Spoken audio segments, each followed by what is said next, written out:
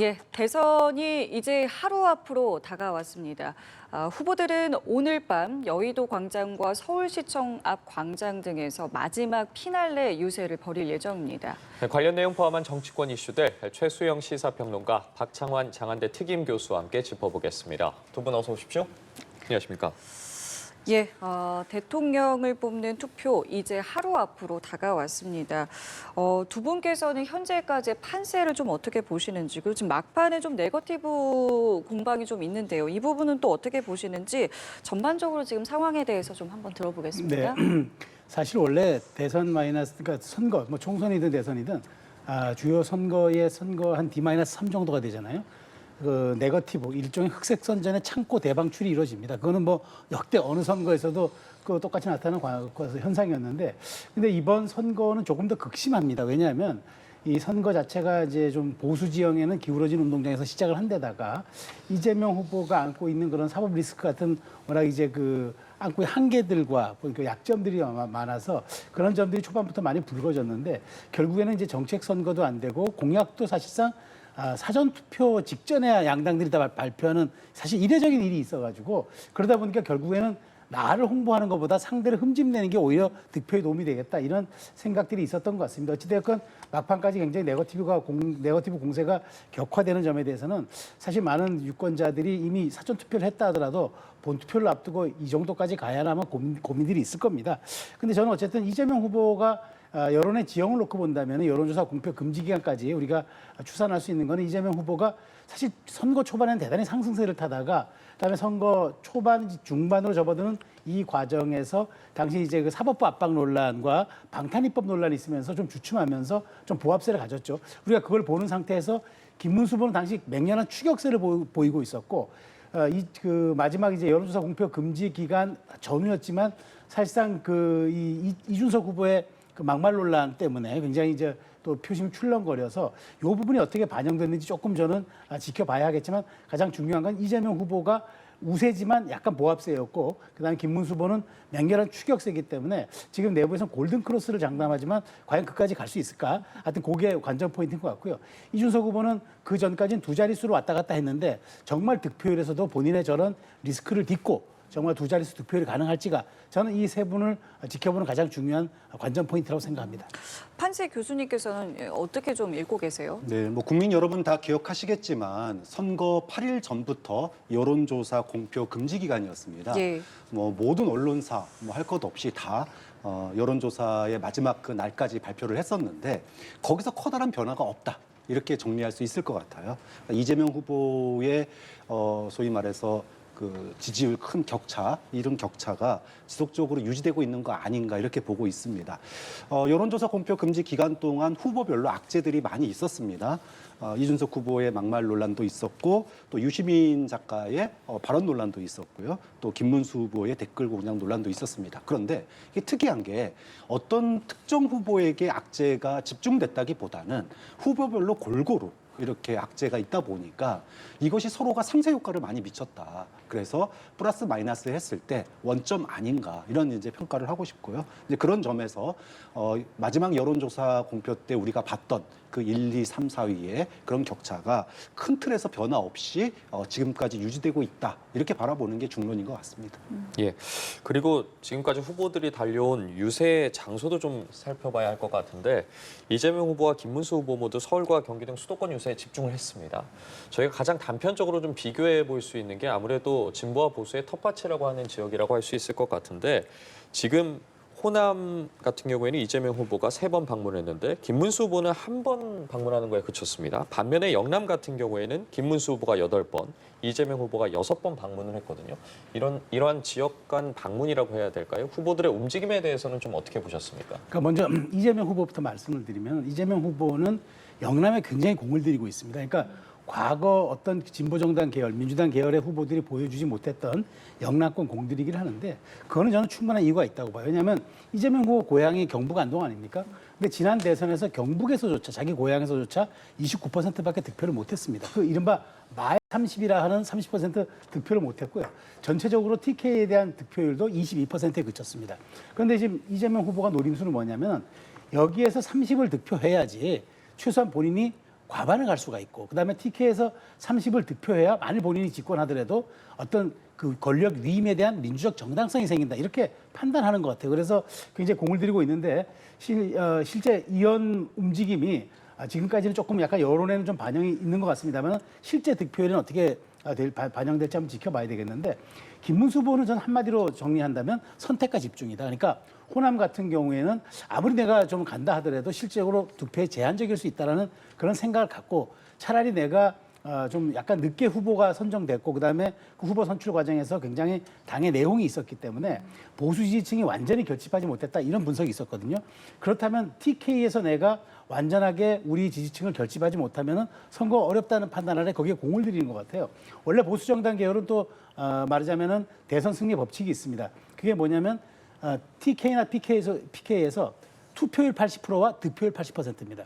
근데 지금 김문수 후보는 사실상 초반에 굉장히 여러 가지 열세에 부딪혔고 그다음에 또 그런 상황들을 본인이 장악하지 못했기 때문에 선거 후반부로 갈수록 그 점을 말하자면 좀 더 굳건해야 되겠다. 그래서 완벽한 나의 지지세를 결집하고 난 다음에 수도권으로 좀 진출하겠다. 그렇게 생각을 갖고 굉장히 TK와 그다음에 이제 수도권을 왔다 갔다 하면서 선거를 한 것 같습니다. 그런 측면에서 어떤 그 후보들의 동선학이라는 것은 결국에는 자신의 장점과 능력, 그다음에 현재 약점들을 보완하는 쪽으로 동선이 진행된 것 같아 이렇게 분석을 드리겠습니다. 예, 이재명 후보 같은 경우에는 지난 선거 때 좀 표가 아쉬웠던 영남을 많이 찾았고 김문수 후보 같은 경우에는 비교적 짧은 선거운동 기간 동안 좀 선택과 집중을 했다라고 짚어주셨거든요.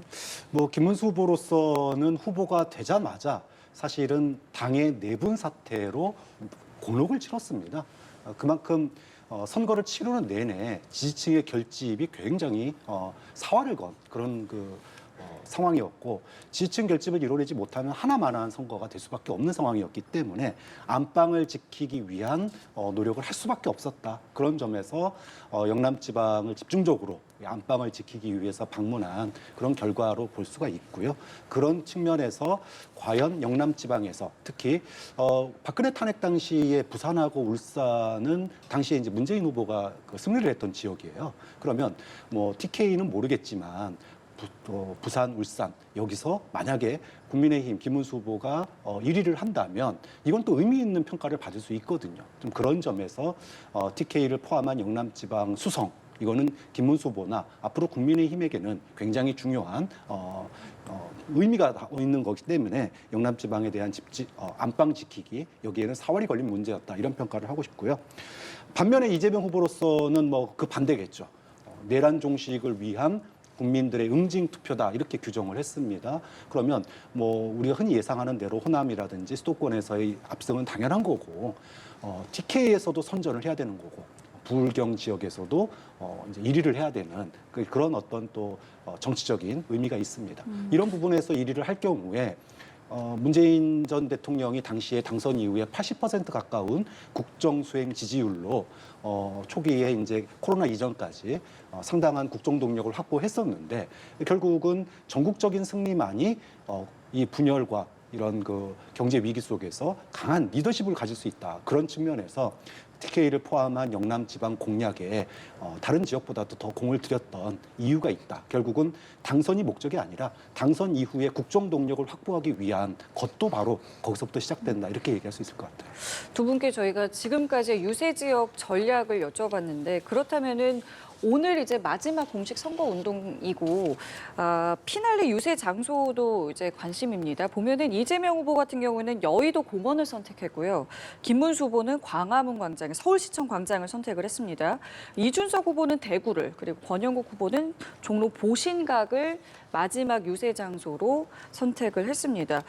사실은 이제 마지막이기 때문에 모든 언론들도 이제 굉장히 주목하는 이제 시간인데요. 유세 장소에 담긴 의미는 또 어떻게 봐야 되겠습니까? 뭐 저도 한때 정당에 있을 때는 저도 이제 대선 후보의 PI를 했었고 그다음에 정치 컨설팅 하면서 이런 조언들도 했는데 지금 제가 보기에 그러니까 이재명 후보의 여의도 공원은 그런 것 같습니다. 그러니까 선거 초반은 이제 청계광장에서 시작하면서 이른바 빛의 혁명을 얘기했다면은 마지막은 이제 결국 탄핵을 막았던 곳이 여의도 국회 앞이었으니까 거기에서 통해서 이번 선거의 본질은 이번 선거를 관통하는 키워드는 결국 내란 세력 척결이다. 이걸 강조하기 위해서 그리고 그 탄핵을 이끌었던 정당의 주역은 나다라는 가장 본질적인 것을 단순하게 일깨우기 위한 그런 장소의 정치학을 선보인 것 같습니다. 그런데 어쨌든 그런 측면에서 수미상관이라고 이제 광화문 광장에서 이제 여의도 공원으로 오는 그런 이제 동선을 택한 것 같고요. 그러니까 김문수 후보 같은 경우에는 좀 명쾌합니다. 그러니까 사실상 서울시청이라는 게 그래도 서울시장이 지금 보수정당 국민의힘 계열의 우리 국민의힘 소속의 오세훈 시장이고요. 그다음에 중요한 건 서울시청 광장이라는 거는 우리 근대화의 상징이기도 하지만 대한민국의 역사를 이끌어왔던 중심지기도 합니다. 그래서 보수의 적통을 강조하면서 결국은 내가 국가의 중심을 잡겠다. 그런 이제 생각이 있는 것 같아요. 그러니까 결국 서울시청 바로 옆쪽에 이제 그 전국으로 출발하는 표지석도 있거든요. 그러니까 여러 가지를 감안한다면은 보수 정당의 후보로서는 또 안정감을 주고 그다음에 자신의 정치적 정체성을 또 드러내는 그런 좀 장소의 정치학을 전 선택했다 이렇게 생각이 됩니다. 이준석 후보 같은 경우에 사실 최근 위기잖아요. 근데 이준석 후보가 사실 정치에서 본인의 존재감을 강렬히 드러낸 적이 언제였습니까? 바로 2021년 그때 2020년이죠. 그때 이른바 탄핵의 강을 건너는 국민의힘 당대표가 되면서 비로소 국민의힘이 그때 이제 서울시장 재보궐선거와 대선을 이겨가지고 보수정당이 정권을 찾아오게 됐는데 그 당시 당대표가 누구였습니까?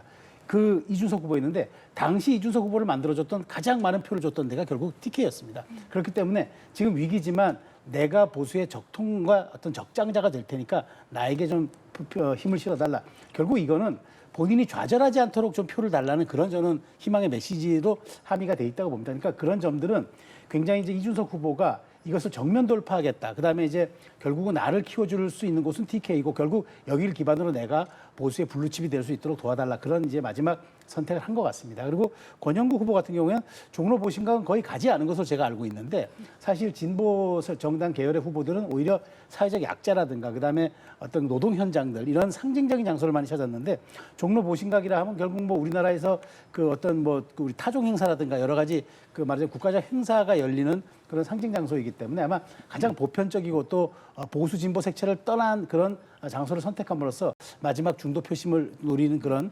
그러니까 장소 선택이 아니었나 그렇게 분석합니다. 교수님도 좀 비슷한 분석하고 계세요? 뭐 전 거꾸로 얘기하면은 권영국 후보가 보신각 간 거는 결국 뭐 송구영신 아니겠습니까? 보신각 하면은 결국은 정치 교체. 낡은 것은 가고 새로운 정치가 오겠다. 뭐 이런 의지를 담은 거다 이렇게 표현할 수 있을 것 같고요. 이준석 후보가 대구를 피날레 유세로 잡은 거는 보수의 세대 교체. 뭐 이거는 지난 계엄과 탄핵으로 인해서 보수가 굉장한 내분 상태에 빠져 있는데 이런 상황 속에서 본인을 중심으로 한 세대 교체를 위한 그런 피날레 유세다 이렇게 의미를 부여할 수 있을 것 같습니다. 김문수 후보의 광화문 광장은 서울시청 광장은 예. 오늘 김문수 후보가 경부선을 타고 쭉 올라오거든요. 부산에서부터 시작해가지고 서울까지 오는데 결국은 영남권을 중심으로 한 보수 지지층의 결집. 그것을 마지막 이 서울에서 피날레를 장식함으로 인해서 보수 지지층의 결집을 통한 대역전 이런 의미를 담아서 서울시청 광장에서 유세를 한다 이렇게 보면 될 것 같고요. 이재명 후보는 뭐 다른 말이 필요하겠습니까? 지난 계엄 그리고 탄핵 이걸 요구하는 그 수많은 야광봉의 물결, 빛의 혁명을 전 세계가 지켜봤던 장소가 바로 여의도 공원이었습니다. 그런 측면에서 빛의 혁명을 기반으로 한 국민들의 승리로 이번 대선을 규정을 하고 있기 때문에 여의도 공원은 그런 상징성을 담은 빛의 혁명의 상징성이 담긴 것이기 때문에 본인이 계엄과 탈핵을 거친 이 대한민국의 위기 상황 속에서 국민들의 힘으로 대통령에 당선되고 싶다 이런 의지를 반영한 거다 이렇게 평가할 수 있겠죠. 예, 마지막 유세에서 후보들이 어떤 목소리를 내놓을지도 지켜봐야 될 것 같은데 선거 막판까지 논란이 되고 있는 부분 짚어보도록 하겠습니다. 보수 성향 단체가 댓글 조작팀으로 김문수 후보를 지원해왔다는 의혹이 선거 막판의 변수로 떠오르고 있는데 관련한 후보들의 발언 준비해봤습니다. 듣고 나서 대담 이어가 보겠습니다. 허위사실 유포해서 정치적 공격을 가했는데 그 이익은 고스란히 김문수 후보와 국민의힘 정당이 취했죠. 과거 전력을 보면 저는 그게 국민의힘이 실질적 배우라는 의심을 지울 수가 없습니다. 전혀 모르는 일입니다. 그런 일은 근거 없이 이야기하면 안 되겠습니다. 더구나 댓글 뭐 이런 거 하고는 저는 전혀 우리 당의 댓글도 누가 다는지도 모르는데 그 이박수 굴이 댓글 다는지 알게 뭡니까? 예. 두 후보의 발언 듣고 왔습니다. 민주당과 이재명 후보는 리박스쿨의 댓글 조작 수혜자가 김문수 후보와 국민의힘이다. 실질적 배후라고 주장했고 당장 오늘 오전에만 해도 민주당의 박찬대 선대위원장이 김문수 후보가 오늘 당장 관련해서 진실을 밝혀야 한다라고 네. 요구를 했습니다. 네. 그러니까 지금 뭐 민주당 입장에서는 선거 막판에 이제 이른바 댓글 조작 논란 이제 그걸로 이제 좀 말하자면은 더 공세를 펼치겠다는 생각 같은데 저는 어쨌든 조금 과하다는 인상은 지울 수가 없습니다. 왜냐하면 이 보수 성향 단체, 교육 단체의 리박스쿨이 어쨌든 교육부로부터 인가든 뭐 허가든 받아서 지원을 받든 뭐하든 그런 단체 아니겠습니까? 그러면 목적 외 사업을 했다거나 아니면 본인들이 갖고 있는 그 원래의 사업 규정 외 뭘 다른 거 했다 그러면 거기에 응당한 처벌을 받으면 됩니다. 그리고 지원을 끊거나 인가를 취소하면 되는데 여기서 댓글 의혹이 있었는데 이게 배후가 국민의힘이고 이제 김문수 후보가 이렇게 관여돼 있다는 식의 이런 주장들은 저는 이거는 좀 과하다는 생각을 지울 수가 없는 게 왜냐하면 이 사안 자체는 이틀 사이에 결론 나지 않습니다. 경찰이 지금 수사에 착수했고 교육부가 지금 전수조사에 들어갔다고 했는데 예. 이건 지금 그 상황 관리에 대한 불과한 거고 결론은 나중에 나지 않을 거예요. 근데 국민들은 여기에서 유권자들은 이번에 기표하지 않은 사전 투표하지 않은 2,800명의 유권자들은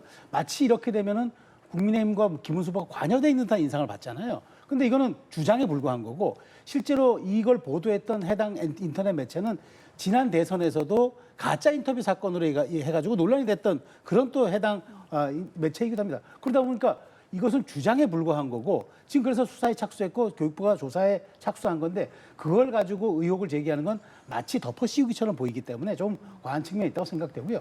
어쨌든 댓글이고 뭐 여론의 장을 조작하고 왜곡시켰다는 거 이건 큰 범죄입니다.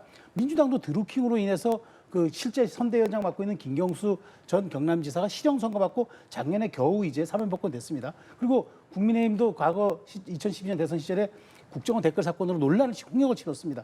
그러면 이런 부분들을 우리가 거기서 교훈을 삼아야지 실체적 진실을 파악하기도 전에 마치 이것은 귀책사유가 저쪽에 있고 저쪽이 가담했고 배후라고 이렇게 얘기하는 거는 선거에 영향을 끼치고 유권자의 판단을 흐리려는 굉장히 그런 음험한 생각이기 때문에 민주당은 철저한 조사라든가 수사를 촉구할 수는 있으나 마치 국민의 관여되어 있는 것처럼 특히나 이제 이 댓글조차 뭐 내란 댓글이라고 표현하는데 기승전 내란입니까? 그러니까 이런 부분들은 공세를 펼치고 주장을 하되 과하지 않아야지 이런 거 너무 세게 나가면 역풍 맞습니다.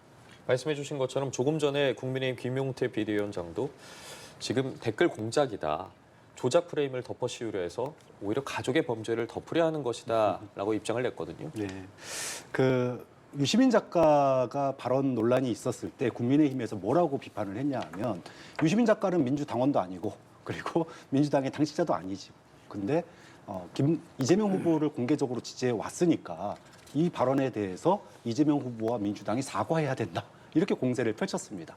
자, 그러면 당원도 아니고 단순하게 지지 발언을 했던 유시민 작가의 그 발언 논란에 대해서 며칠 동안 융단 폭격을 했었는데 김문수 후보에게 유리한 댓글을 단 그런 공작팀이 실제로 존재했습니다. 그리고 거기에 구성원들이 그 단체의 주요 구성원들이 김문수 후보와 5년 전부터 연을 맺고 온 그런 인사들이에요.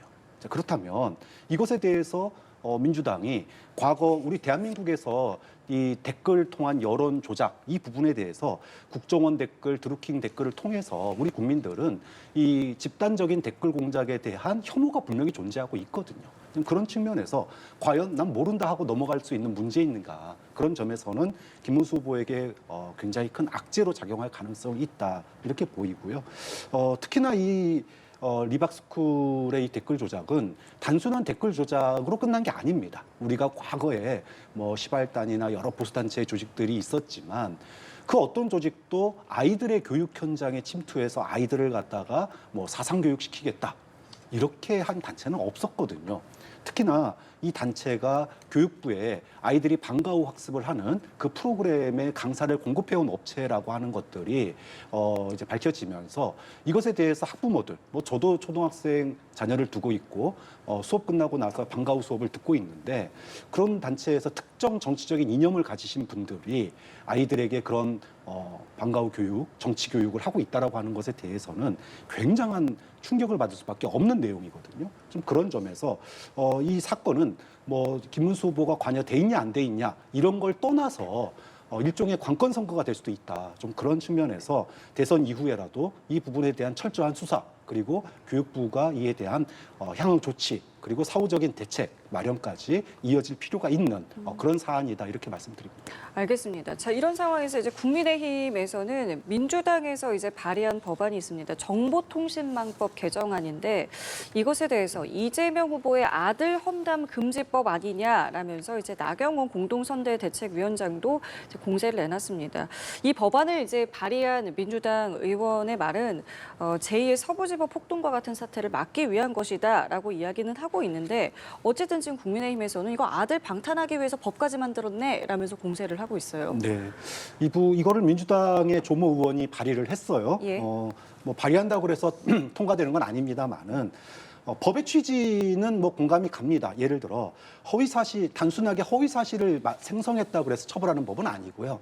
허위 사실을 생성해서 그걸 가지고 내란이라든지 테러라든지 이런 거를 선전선동하기 위해서 그걸 활용하기 위해서 허위 사실을 생성한 경우에 처벌할 수 있도록 하는 법입니다. 그런 측면에서 보면 발의의 핵심 요지가 서부지법 사태와 같은 난동이 다시는 발생하지 않기 위한 그런 용도로 만들어졌다라고 하는 거는 이해가 가는 측면이 있어요. 그런데 그럼에도 불구하고 이것이 국민의힘에서 주장하고 있는 것처럼 까마귀 날자 배 떨어진 것 같은 그런 측면이 분명히 있다. 또 허위사실 생성을 통한 유포를 통한 정치적인 선전선동에 대해서는 이미 다른 법률로 처벌할 수 있는 법률이 있습니다. 그럼 다른 법률이 있는데 굳이 특별한 또 새로운 법을 만들어서 허위사실 유포에 대한 처벌을 강화하는 이런 조치가 과연 국민들에게는 과연 이 법의 취지가 제대로 전달될까 좀 그런 점에서는 이 법이 조금 다른 처벌 법안이 있음에도 불구하고 강화해야 되는 것들에 대한 공감대 형성은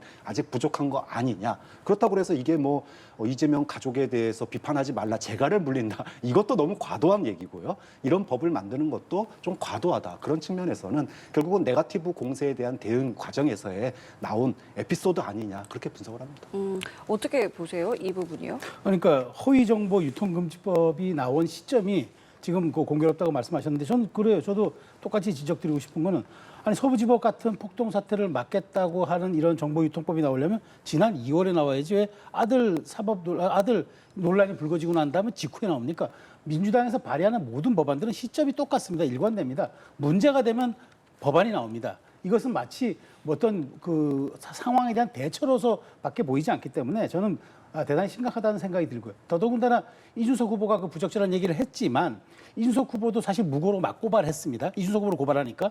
근데 여기에 또 언론인 9명까지 또 고발했습니다. 근데 저는 그래요. 언론인들은 이준석 후보의 발언을 퍼나른 거지, 보도한 거지, 그게 없는 허위사실을 한 겁니까? 그리고 지금 개혁신당에서도 허위사실 또 막 고발을 했습니다. 무고로. 그렇기 때문에 저는 이렇게 허위정보라는 이름 아래, 허위정보를 유통시키면 안 된다는 이름 아래, 이렇게 강도 높은 법안을 내는 건 의도를 의심하지 않을 수가 없는 거죠. 왜냐하면 혐오 발언이라든가 허위 발언들을 우리가 지양해야 맞습니다. 근데 그것은 우리 기존에 있는 법 질서에서 가능하지만 국민의 상식선 내에서도 가능하고 여러 가지 그거는 또 우리가 말하자면은 국민의 이제 캠페인으로도 가능한데 이거를 처벌을 하겠다. 즉 벌을 줌으로써 입틀막을 하겠다는 것으로 비춰지기 때문에 이건 굉장히 과하다. 그리고 만일 이재명 후보가 대통령 되면 문제가 생길 때마다 그에 상응하는 법안 만들어서 국민들에게 겁박을 하겠습니까? 그러니까 저는 그래요. 어떤 법안이든 시기적인 것도 굉장히 중요한데 맥락상 놓고 보면은 마치 이재명 후보의 문제를 방어하기 위해서 혹은 문제를 덮기 위해서 아니면 그 문제가 확산하는 걸 막기 위해서 법안들을 낸다는 인상을 지을 수가 없기 때문에 저는 이러면은 이 문제는 반드시 상식적인 국민의 저는 비판을 받을 거라고 생각이 되고요. 더더군다나 이제 아직도 2,800만 명 투표하지 않았습니다. 민주당이 이런 식의 행태를 보인다면 앞으로 과연 이런 정당의 어떤 수권을 맡길 수가 있겠느냐. 이런 점들도 좀 국민들이 고려할 지점이 있기 때문에 민주당이 이렇게 말하자면 직자적 대응을 하는 이른바 입법 대응들은 좀 삼가할 필요가 있겠다는 생각이 듭니다. 네, 알겠습니다. 그리고 윤석열 전 대통령이 대독 메시지를 통해서 김문수 후보 지지를 호소한 것을 두고 국민의힘이 잘못된 과거와 절연했다라며 선을 긋고 나섰습니다. 특히 김용태 비대위원장 같은 경우에는 앞서 윤 전 대통령 국민의힘 근처에 얼씬도 하지 말라, 나아가서 대통령 탄핵 반대했던 이 당론을 채택했던 것을 무효화해야 한다라고 주장하기까지 했거든요. 네. 상황 좀 어떻게 바라보셨습니까? 그러니까 선거 전날까지 이게 논란이 되고 국민의힘 내부에서 이런 발언이 나온다는 것 자체가 이번 대선을 국민의힘이 치를 준비가 전혀 안 돼 있는 상태에서 대선을 치르고 있다. 이걸 저는 반영하는 거라고 봐요. 그러니까 국민의힘이 탄핵의 강을 건넜냐? 아무도 탄핵의 강을 건넜다고 보지 않습니다. 계엄과 내란의 강도 못 건넜습니다.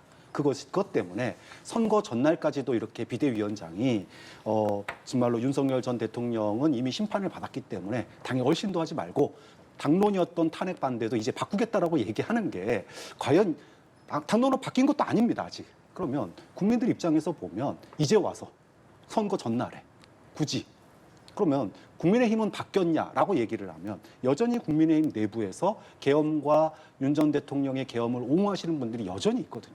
또 탄핵 반대가 맞다라고 얘기하는 분들 여전히 있습니다. 자, 이런 상태가 지금 김문수 후보가 이번 대선을 치르는데 국민의힘이 대선을 치르는데 4분 오열된 국민의힘의 이런 내분이 오늘까지도 정리되고 있지 않은 그런 현실을 보여주는 거고 그런 상태에서 국민에게 어떤 미래에 대한 비전을 제시할 수 있을까라고 하는 그런 궁금증을 낳을 수밖에 없습니다. 그런 점에서 뭐 과거와 절연하겠다, 변화하겠다라고 하는 비대위원장의 발언은 뭐 박수 쳐줄만 하지만 과연 절연이 됐냐, 또 절연이 될 거냐라고 하는 측면에서는 국민의힘은 아직도 먼 길이 많이 멀지 않았나 이런 평가를 할 수밖에 없습니다. 그러니까 짚어주신 부분은 국민의힘 내부에서 실제 그 관계 설정과 정립이 완료가 됐냐라는 부분인데 오늘 윤상현 의원 같은 경우에도 그 부분에 대해서 좀 반대하면서 좀 아쉬운 입장을 표명하기도 하지 않았겠습니까? 어떻게 좀 보고 계십니까? 뭐 정당은 다양성이 존재하는 집단이니까 일사불란하기는 어렵겠죠. 그런데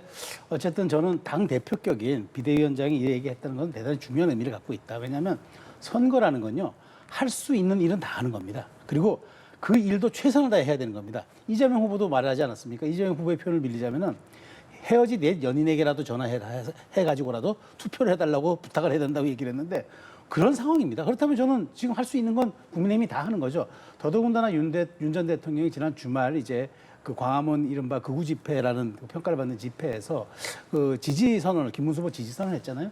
저는 어떤 식으로든 이것은 영향을 좋지 않게 끼칠 거라고 봅니다. 왜냐하면 이번 선거는 윤 전 대통령의 파면으로 인한 정치적 보궐선거인데 자꾸 그 책임을 져야 하는 대통령이 자꾸 전면에 등장하는 거는 이 민주당이 그렇게 원하는 윤석열 대 이재명의 선거 구도를 만들어주는 겁니다. 그렇다면 당의 입장에서는 당연히 김문수 후보가 등장해서 김문수 대 이재명의 구도를 만들므로써 대선은 미래지향형 투표고 비전형 투표라는 걸 이걸 보여줘서 유권자들의 관심을 끌어야 하는데 이런 점들이 자꾸 뭐 논란이 되다 보니까 김용태 비대위원장이 진짜 얼씬도 하지 마라 뭐 이렇게 강한 표현을 쓰면서 이제 이미 우리 당과는 인연이 끝난 사람이 이렇게 얘기합니다. 근데 일각에서는 이제 윤 전 대통령과의 인연도 있고 정치적인 연도 있는 이런 분들이 얘기를 하죠. 근데 그것을 당론으로 보기는 어렵지 않습니까? 근데 중요한 지점은 그거예요. 당론으로 채택한 것을 무효화하겠다. 당 대표격, 그다음 비대위원장이 이 얘기를 했다는 거는 이제는 우리가 지나간 역사를 우리가 스스로 부정하겠다는 거잖아요. 저는 이런 점에서 굉장히 강도 높은 쇄신책이다. 그리고 얼마 전에 전국위원회를 열어가지고 이른바 윤석열 방지법이라고 하는 당무 개입 금지에 대한 것도 통과시키지 않았습니까? 이러한 것들이 자꾸 쌓이고 쌓이니까 이제 국민들 눈에는 진정성으로 보일 수 있고 그러면 이제 국민의힘이 바뀌고 있구나 이런 점들을 보여줄 수 있는 사례이기 때문에 저는 나름대로 정말 김문수 후보와 국민의힘 김용태 비대위원장이 최선을 다하고 있다 이렇게 평가하겠습니다. 알겠습니다. 자, 그리고 민주당 안에서는 세계적인 투자자죠. 짐 로저스가 이재명 후보 지지를 선언했다라는 이제 주장이 있었는데 관련해서 지금 국민의힘에서는 이거 사실 아니다, 국제적인 망신이다 이렇게 이야기를 하고 있고요. 민주당에서는 전달 과정에서 좀 사고가 있었다, 혼선이 발생한 것이다, 대선 끝나고 공개하겠다라고 이야기를 했는데요. 이 상황 어떻게 봐야겠습니까? 근데 왜 대선 끝나고 공개합니까? 그 짐 로저스의 뭐 지지를 선언 받았다면 바로 공개하면 될 거 아닙니까? 근데 이게 뭐 복잡합니까? 지지 선언이라는 게 난 저 사람 지지합니다 얘기한 거고 맥락을 있으면 그거 공개하면 되는 건데 뭘 나중에 공개하겠다는 거죠? 그러니까 저는 첫 번째 문제를 지적드리고 싶은 게 저는 공당이 이렇게 호술한가를 얘기하고 싶습니다. 짐 로저스라는 세계 3대 투자 자문사의 그 가장 유명한 사람을 끌어들여서 마치 이재명 후보가 이거 어떤 세계 경제에 박식하고 그다음에 그런 분들까지 지지를 이끌어내는 글로벌 경제 전문가라는 걸 보여주고 싶었겠죠. 그런데 그거 검증 안 합니까?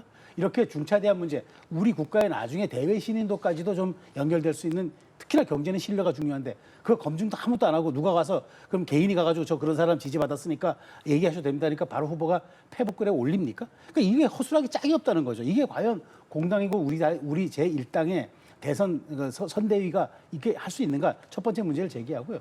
두 번째 문제는 이 문제가 결국에는 빨리 해소가 돼야지 유권자들의 판단에 그 도움을 주는데 이거 선거 끝나고 우리가 해명하겠다고 하면은 유권자들 기망하고 우롱하는 건 아닙니까? 다 투표가 끝나고 이미 선출될 권력이 있는 다음에 여기에 대해서 진실을 밝히겠다고 하는 거는 지금 진실이 아니라 허구라는 걸 사실상 방증하는 사안 아닙니까? 그런 측면에서 저는 민주당이 이런 대응들은 물론 이제 조급증, 더더군다나 이제 선거를 막판에 있으니까 뭐라도 하나 더 들어와서 후보에게 도움을 줘야 되겠다는 그런 뭐 절박한 마음은 이해하지만 그렇다고 국제적인 사기라는 소리를 들을 정도로 이렇게 허술하게 짝이 없는 검증을 통해서 후보까지 이렇게 말하자면 국제적 망신을 당할 수 있는 사례까지 만들었다는 점을 좀 깊게 반성해야 될 거라고 저는 생각합니다. 예. 뭐 짐 로저스가 이재명 후보 지지를 선언했는지 안 했는지 사실관계는 좀 더 확인을 해봐야 되겠습니다. 하지만 이것이 이제 지지 선언을 하지 않았다라고 하는 전제하에 말씀을 드린다면 선거 때 지푸라기라도 잡고 싶은 심정, 누가 나 지지한다는데 그것도 유명한 사람이 혹할 것 같습니다. 그런데 사실은 말씀하신 대로 만약에 이게 진짜 허위였다면, 그러니까 보통은 지지 선언이 당으로 직접 전달되는 게 맞는 거잖아요. 또는 후보자에게 전달되는 게 맞는 거잖아요. 그런데 이 짐 로저스의 지지 선언은 제3자를 거쳐서 전달이 된 걸로 좀 알려지고 있습니다. 그렇다면 이 과정에서 문제가 있었다는 얘기예요.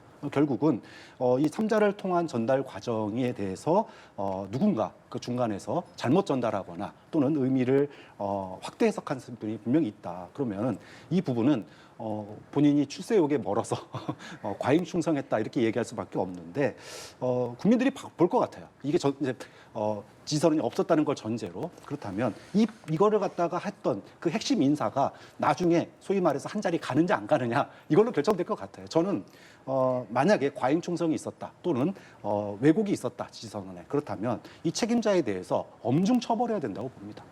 그거지 이재명 후보가 만약에 대선에서 승리하고 나서 소위 말해서 내각을 구성하는 데 있어서 또 인사를 하는 데 있어서 이런 인사들과 절연하는 모습이 저는 이재명 후보가 대한민국을 정말로 통합 그리고 성장이라고 하는 가는 데 있어서 진정성을 보여주는 하나의 측면이 될 거다. 그런 점에서 이재명 후보가 여기에 대해서 선을 확실하게 그을 거라고 예상을 합니다. 예, 알겠습니다. 대선을 하루 앞두고 후보들의 움직임 또 논란 등 짚어봤습니다. 지금까지 최수영 시사평론가, 박창환 장한대 특임 교수와 함께했습니다. 고맙습니다. 감사합니다.